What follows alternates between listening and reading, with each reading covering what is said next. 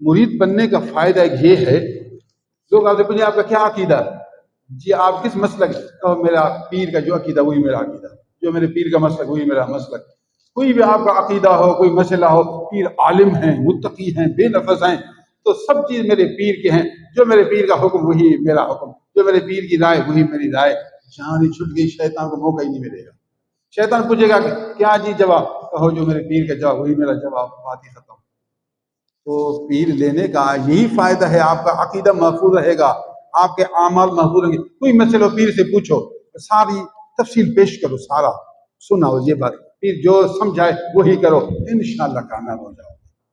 تو پیر یہ اللہ تعالی کی رہبری کا وسیلہ ہوتا ہے، راستہ تو وہی مالک دکھاتا ہے، پیر کے واسطہ سے راستہ دکھاتا ہے، کبھی نیند دکھا کر، کبھی تقریر میں سنا کر، کبھی دعا دلا کر، جس بھی رنگ میں مالک چاہے گا تیرا کام تو کرائے گا، تیرا کام ہو جائے گا۔